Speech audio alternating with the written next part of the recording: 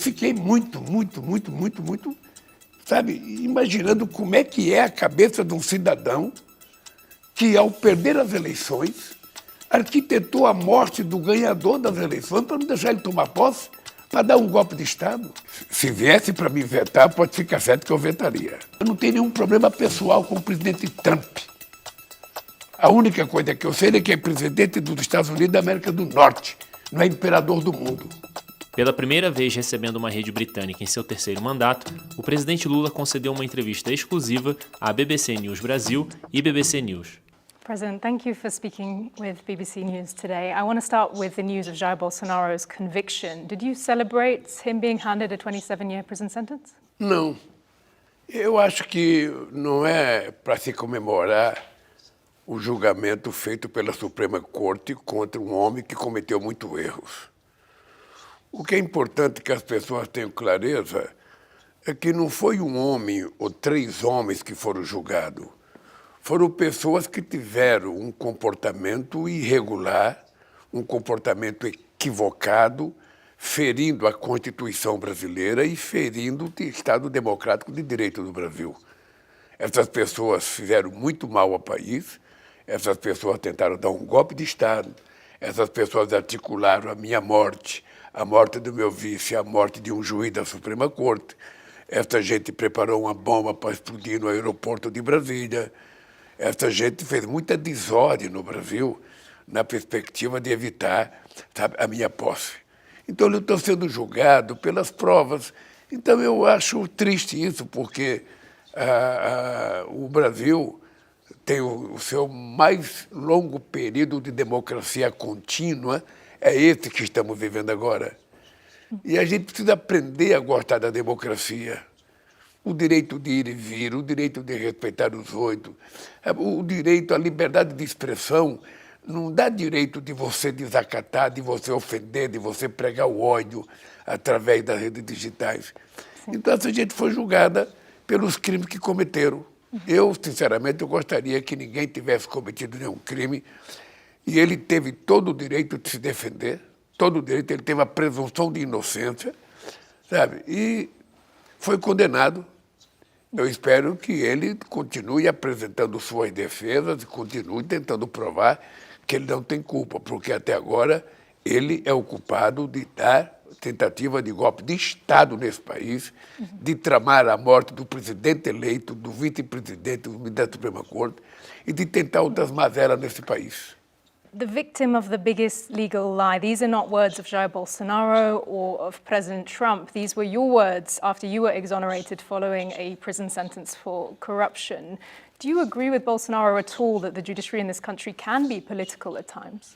Ora, veja, eu acho que ele foi julgado por um crime que ele cometeu. Não tem política nisso. Não tem política. Eu fui julgado sem ter direito de defesa.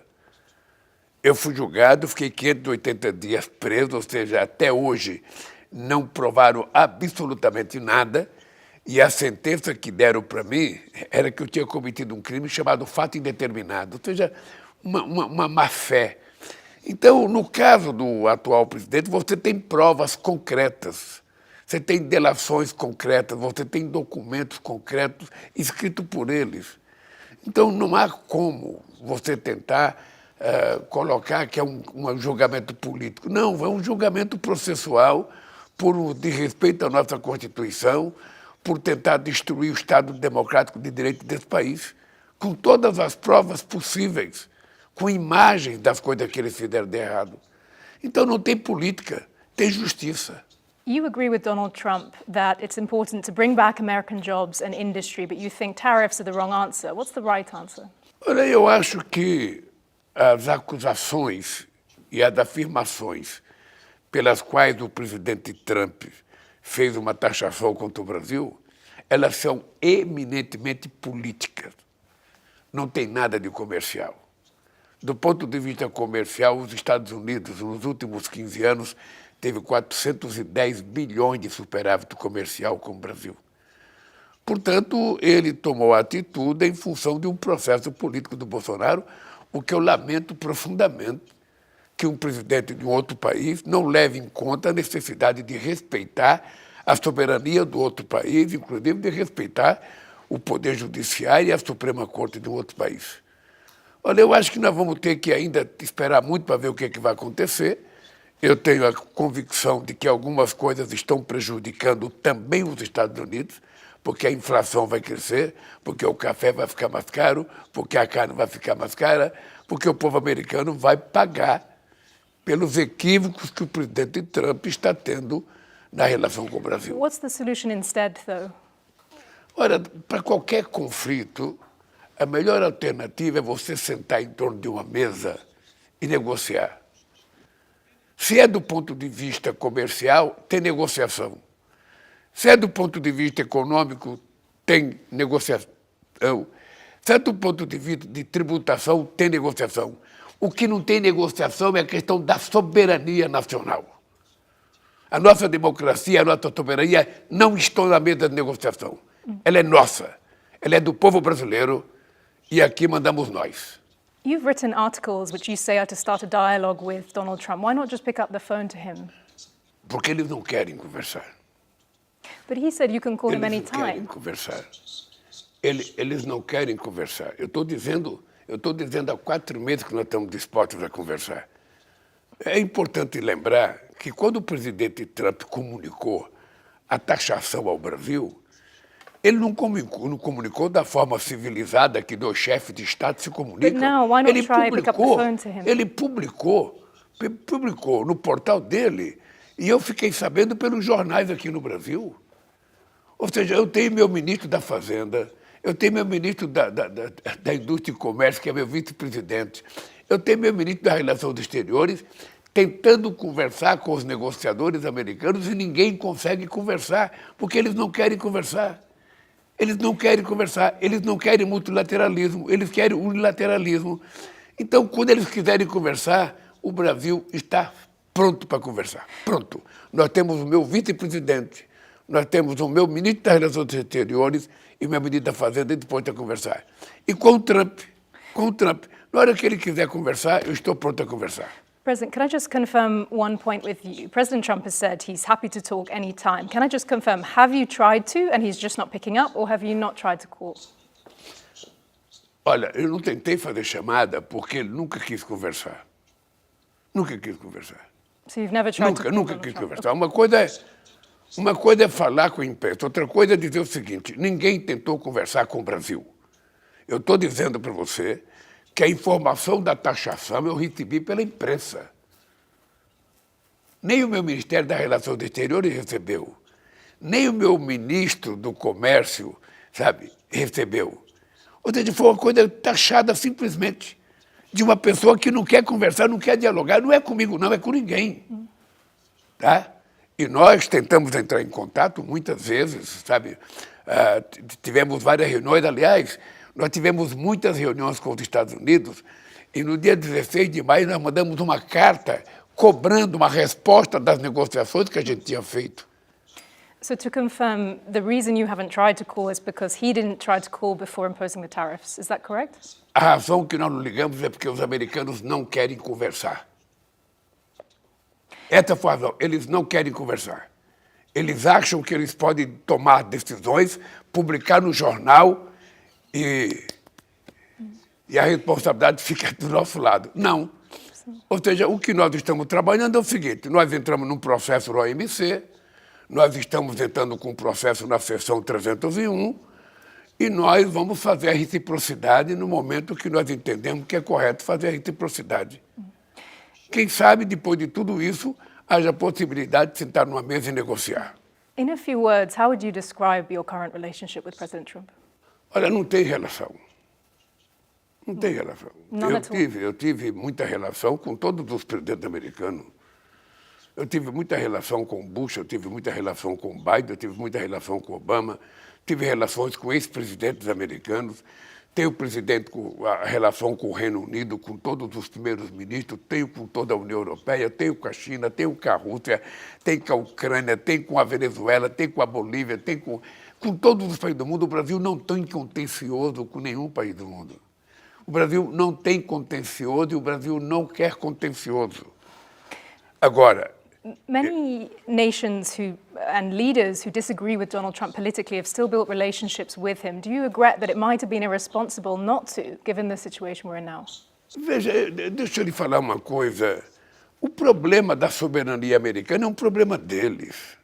Eu não posso ficar dando palpite na relação do presidente Trump com outros presidentes de países. O que me preocupa é a relação com o Brasil. O Brasil tem 201 anos de relações com os Estados Unidos. O que me estranha é que o presidente Trump, ao invés de forma civilizada, sabe, conversar com o Brasil, ele resolveu inventar uma história política. Ele resolveu inventar a inverdade do déficit comercial, depois disse que o Bolsonaro está sendo perseguido, que não tem democracia.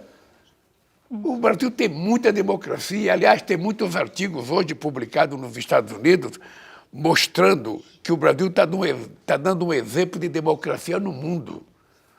O que eu disse era que se o presidente Trump tivesse feito aqui no Brasil o que ele fez no Capitólio, ele também teria sido julgado.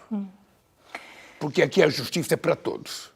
You have built relationships, as you say, though, with other world leaders. You went to Russia's World War II anniversary celebrations, for example. Who do you have a better relationship with, President Putin or President Trump? Não, com o Putin eu tive relações, porque o Putin foi presidente outras vezes e eu já fui presidente outras vezes.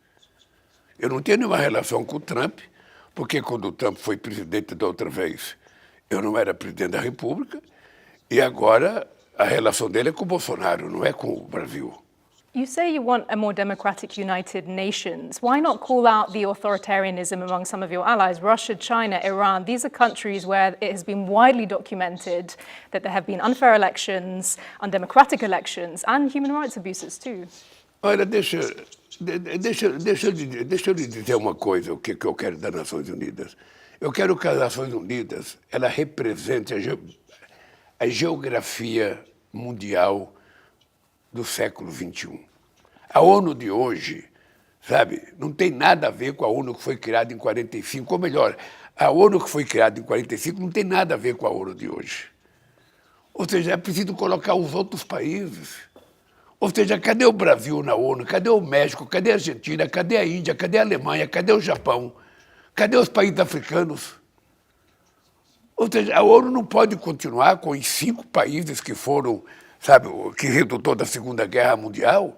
A geografia mundial mudou, a geopolítica mudou. E é preciso que a ONU volte a ter força para que ela possa incidir nos conflitos. Se ela não tem força, ela não tem incidência em nenhum conflito. Não consegue incidir na guerra da Ucrânia, não consegue incidir, sabe, em Israel, não consegue incidir na guerra do Irã, não consegue incidir em nada, porque não tem mais representatividade. Os 5 membros do Conselho Nacional, os 5 membros do Conselho de Segurança da ONU, os membros permanentes, eles próprios não respeitam mais a ONU. Eles tomam decisões unilaterais. O que nós queremos é uma ONU que represente a geopolítica de hoje, sabe, que os países estejam presentes. Nós temos na África países com 240 milhões de habitantes, com 120 milhões de habitantes. Nós temos o Brasil com 200 milhões, nós temos a Índia com 1 bilhão e 400 milhões.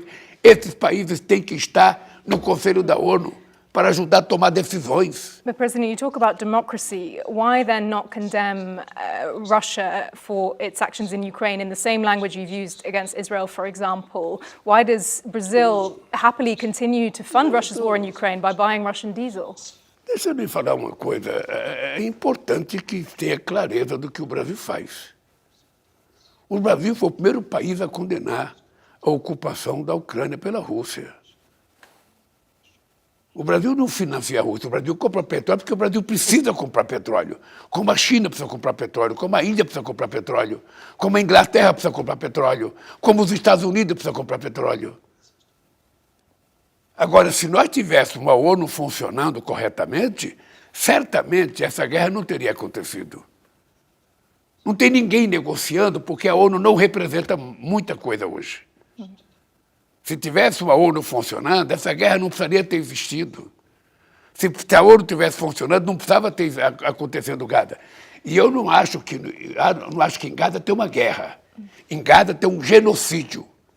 Em Gaza tem um exército altamente sofisticado matando mulheres e crianças. E até o próprio povo judeu está contra isso, porque toda vez eu vejo na imprensa passeata do povo judeu contra a matança que o Netanyahu está fazendo em Gaza.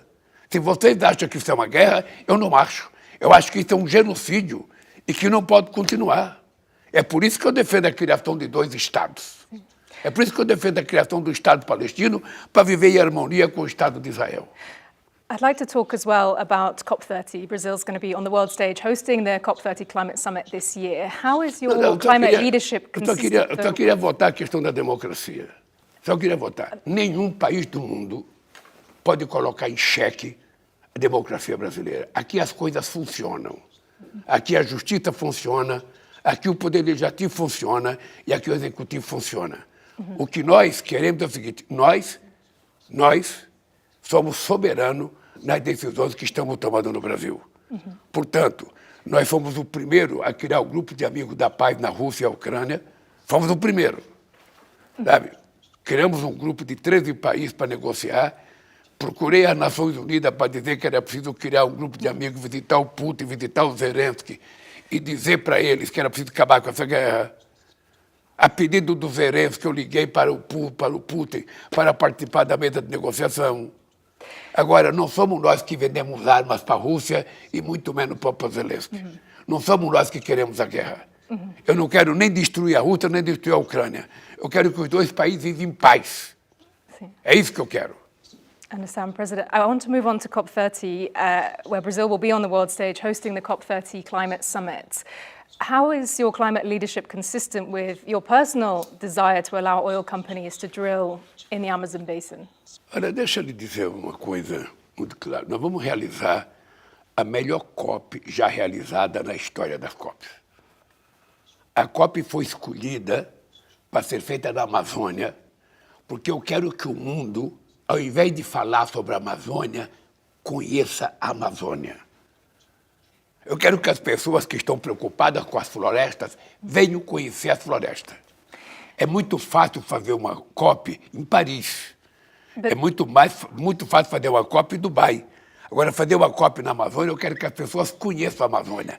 Quero que as pessoas conheçam o povo da Amazônia. With respect, President, the International Energy Agency says there can't be any new oil projects if net zero is to be reached by 2050. Are they wrong? Eu não estou entendendo essa pergunta da energia. The International Energy Agency says there shouldn't be any new oil drilling projects to reach net zero by 2050. Are they wrong? Olha, eu não sei. Eu acho que, veja, primeiro é preciso saber qual é a necessidade de cada país. O Brasil é um país que tem petróleo. E nós possivelmente temos petróleo na margem equatorial. E nós estamos pesquisando, cumprindo todos os rigores da lei para que a gente possa fazer a pesquisa e saber se lá tem petróleo. Nós temos a empresa chamada Petrobras, que é a empresa que tem a melhor tecnologia de prospecção em águas profundas. É uma empresa que nunca teve um incidente, diferentemente da empresa inglesa que teve um problema, sabe, no Golfo do México. Nós nunca tivemos um problema. E se nós tivermos um problema, nós seremos responsáveis para cuidar desse problema. Eu sou totalmente favorável de que haverá um momento em que o mundo não vai precisar de combustível fóssil. Mas esse momento não chegou. Eu quero saber qual é o país do planeta que está preparado para ter uma transição energética capaz de abdicar do combustível fóssil. E eu vou lhe dizer uma coisa, é importante o povo inglês saber. O Brasil é o país que tem a matriz energética mais limpa do mundo. 90% da energia elétrica brasileira é limpa. O Brasil tem 30% de etanol na gasolina. O Brasil tem 15% de biodiesel no óleo diesel. O Brasil é um país que tem um potencial de eólica, de solar, de biomassa, sabe, que nenhum país do mundo tem. Então, nós estamos fazendo a maior revolução, sabe, na transição energética que algum país está fazendo. President, just briefly, I just want to ask you, yes or no, will you run for election next year in 2026? And do you fear this risks a repeat of the US election where an incumbent who will be nearly 80 years old runs against somebody, a far-right populist? Do you risk a repeat of that? Olha, eu não sei se eu vou concorrer porque não está o momento de decidir ainda. Quem vai decidir se eu vou concorrer ou não são dois fatores. Sabe? O meu estado de saúde e o meu partido. E a conveniência política, se eu vou ganhar ou não vou ganhar as eleições. Mas eu fui eleito ainda para governar, eu tenho 1 ano e meio de mandato, eu tenho que governar esse país, eu tenho muita coisa para fazer. Eu, quando deixei o país, esse país tinha acabado com o mapa da fome em 2014. Eu voltei, esse país tinha 33 milhões de passando fome. Nós acabamos com a fome em 2 anos e meio nesse país. Esse país está crescendo há 2 anos acima da média mundial. Esse país está crescendo a massa salarial, está crescendo a renda do povo trabalhador. O menor desemprego da história está acontecendo aqui. Tudo isso são fatores que vão pesar no momento em que eu tiver que decidir ou não de ser candidato. Mas ainda é muito cedo. E eu vou aguardar o momento para saber se eu decido de ser candidato ou não. Presidente, gostaria de lhe perguntar o seguinte. O senhor já falou aqui a respeito da condenação do ex-presidente Jair Bolsonaro. Eu queria lhe perguntar o seguinte.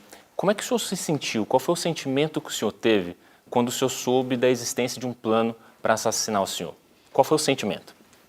Olha, veja, eu fiquei um pouco bestificado, porque o Brasil não tem essa cultura. Sabe, o Brasil não tem essa cultura de assassinato, como você vê no México de vez em quando, você vê num país da América Central, você vê nos Estados Unidos, sabe? Bom, o Brasil não tem essa cultura. Eu fiquei assustado porque eu imaginei que a gente já tinha derrotado a ideia de golpe no Brasil.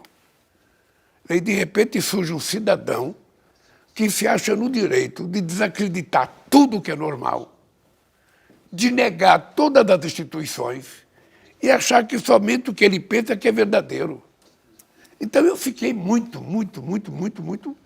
sabe, imaginando como é que é a cabeça de um cidadão que, ao perder as eleições, arquitetou a morte do ganhador das eleições para não deixar ele tomar posse, para dar um golpe de Estado. Agora, presidente, ele condenado, está havendo uma articulação no Congresso para que seja concedida a anistia. O senhor vetará uma anistia a Bolsonaro? Deixa eu te contar, o presidente da República não se mete numa coisa do Congresso Nacional. Se os partidos políticos entenderem que é preciso dar anistia e vão votar anistia, é um problema do Congresso. Mas isso volta para o senhor sancionar ou não? O senhor vai vetar ou não? Não, se for PEC, não precisa sancionar. Sabe? Se for PEC, ou seja, se for uma lei que for aprovada e os partidos estiverem de acordo, o presidente da República, sabe, se viesse para me vetar, pode ficar certo que eu vetaria. Pode ficar certo que eu vetaria. E o senhor vetaria um projeto para reduzir as penas dos outros envolvidos? Veja, você está pedindo para me discutir uma coisa que é do Poder Judiciário. Veja, as pessoas ainda sequer foram presas, as pessoas ainda têm um processo de recurso. Vamos aguardar o processo. Um presidente da República pode dar indulto, um presidente da República pode fazer um monte de coisa. Mas vamos aguardar, terminar esse processo. Não há por que essa pressa toda. Vamos esperar o processo terminar, depois vamos ver o que vai fazer, vamos ver qual é o comportamento do Congresso Nacional.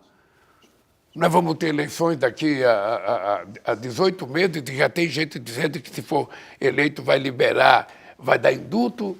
Presidente, a Câmara aprovou ontem aquela que tem sido considerada a maior blindagem contra a investigação para políticos aqui no Brasil desde 2001.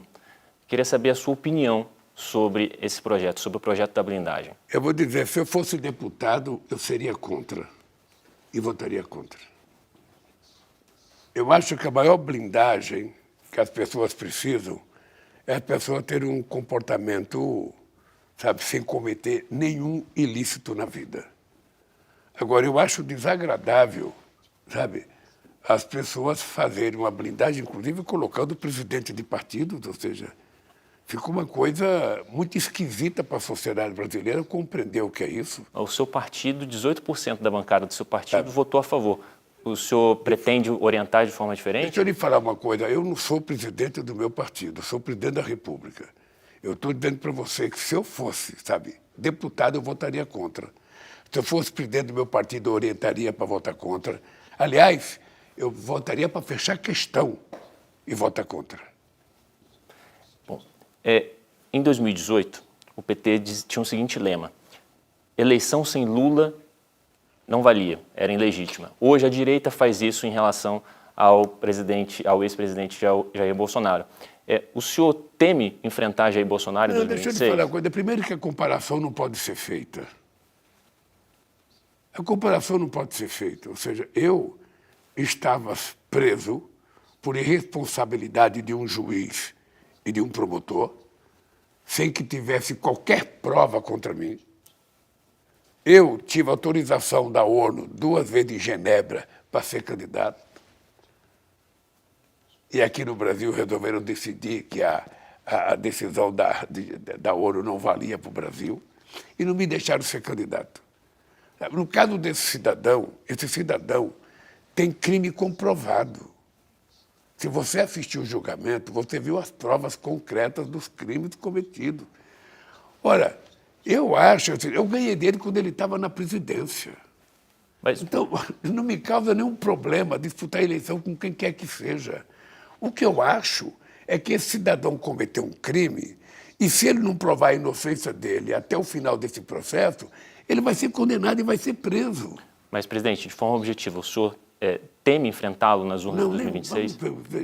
Eu comecei dizendo o seguinte: eu ganhei dele quando ele estava no mandato, utilizando todos os meios possíveis para evitar que eu ganhasse, inclusive mandando a Polícia Rodoviária Federal cercear estradas para que os eleitores não fossem votar, utilizou o equivalente a 60 bilhões de dólares do orçamento brasileiro para tentar evitar que eu ganhasse as eleições, e eu ganhei. Presidente, o senhor vem citando o fato de que em nenhum momento os Estados Unidos tentaram abrir algum diálogo com o Brasil. E eu queria lhe perguntar o seguinte: em 2024, o senhor declarou apoio à candidatura da Kamala Harris para a presidência dos Estados Unidos e também numa entrevista o senhor associou o Donald Trump ao fascismo. Queria saber do senhor o seguinte: o senhor se arrepende de ter feito essa associação? Não, veja, eu não declaro apoio a presidente de outro partido, de outro país. O senhor fez isso Eu não declaro apoio. nas redes sociais, o senhor fez isso em entrevista. Eu disse claramente que se eu fosse eleitor no americano, eu votaria no Biden, candidato. Mas isso não é declarar apoio, Agora, presidente? veja, isso não vale, isso não tem nada a ver com a relação Brasil e Estados Unidos. Mas e com relação a associar o Trump ao fascismo? O senhor se arrepende de ter feito isso? Veja, o comportamento dele é um comportamento muito ruim para a democracia. O presidente Trump ele tem negado tudo aquilo que é habitualmente conhecido, sabe, de respeito às instituições democráticas do mundo. Ele tem tido um comportamento muito ruim e tem apoiado pessoas antidemocráticas no mundo inteiro. Ora, mas isso não mexe com a relação do Brasil com os Estados Unidos. Os dois presidentes de dois países não precisam ser ideologicamente afinados. O que nós temos que ter é ter responsabilidade de presidente. Ele é presidente de um partido, eu estou do país, eu estou presidente de outro. A relação de chefe de Estado não tem ideologia, tem interesse do povo que nós representamos. Eu tive relação com todos os primeiros ministros da Inglaterra, sabe, sem nenhum problema. Eu não quero saber de que se ele é de direita ou se ele é de esquerda. Eu quero saber se ele é primeiro-ministro, se ele tem voto. A minha relação com o Trump é a mesma coisa. Se o Trump foi eleito pelo povo americano, ele é o presidente dos Estados Unidos. E é com ele que eu tenho que ter relações.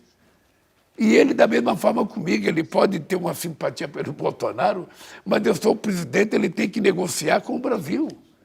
É assim que dois chefes de Estado se comportam. É assim que dois chefes de partido se comportam. Mas, presidente, não ficou claro para mim o seguinte: o senhor se arrepende de ter feito essa associação ou não? Eu queria adicionar uma última pergunta para o senhor. É o seguinte: o senhor está indo para Nova York e provavelmente há a possibilidade de dividir o mesmo espaço com o presidente Trump. Eu gostaria de saber, se o senhor tiver a oportunidade, o que o senhor falará ao presidente Trump. Mas primeiro, responda... Deixa eu lhe falar uma coisa, com toda sinceridade. Não é a primeira vez que eu vou na ONU. Não é a primeira vez que eu vou na ONU. Eu vou na ONU muitas vezes. E tem presidente que eu encontro, tem presidente que eu não encontro. Num ano eu encontro o presidente, no outro eu não encontro. Vai ser assim com o Trump. Eu falo primeiro que ele. Eu vou chegar antes dele.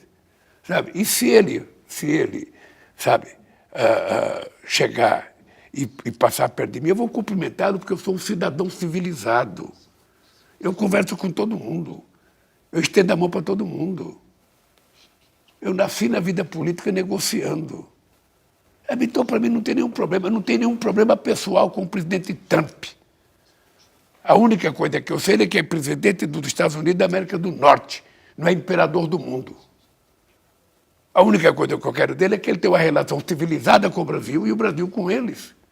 Portanto, meu caro, se for necessário negociar com o Trump na hora, sabe, eu negocio, eu converso com o Trump. O que eu quero é que o Brasil seja tratado com respeito. E o que aconteceu até agora não foi isso. O que aconteceu agora é que eu vou repetir uma coisa que eu disse na entrevista. Eu tenho 3 figuras brasileiras importantes negociando. Eu tenho meu vice-presidente, que é ministro da Indústria e Comércio. Eu tenho meu ministro da Fazenda, que é o Fernando Haddad, e tenho o ministro das Relações Exteriores, que é o Mauro Vieira.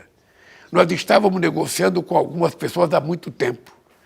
Depois que nós mandamos uma carta pedindo que eles definissem, sabe, se aceitavam ou não as nossas propostas, eles publicaram a taxação pela imprensa brasileira. Isso é inaceitável. Uma taxação com mentira, sabe, dizendo que a gente não poderia regular as Big Techs americanas. Ninguém vai regular a Big Tech nos Estados Unidos. O que nós vamos regular é as Big Techs se funcionam no Brasil como funcionam as brasileiras, que é o que o mundo inteiro tem que fazer. Então, meu caro, é o seguinte, o Brasil tem um histórico. A última guerra nossa foi com o Paraguai, já faz quase 200 anos. E eu quero, com os Estados Unidos, manter uma relação civilizada com os americanos. Eu até já tinha esquecido que eles foram responsáveis pelo golpe de 1964. Até já tinha esquecido. Eu acho que as declarações que eu vejo de algumas pessoas do porta-voz são declarações desrespeitosas a um país soberano. Agora mesmo, um cidadão lá disse, não, porque nós vamos aumentar as punições ao Brasil, tirar visto de ministro da Suprema Corte brasileira. O senhor teme uma nova retaliação? Então, uma política pequena. É uma política pequena que não leva a nada. Tá?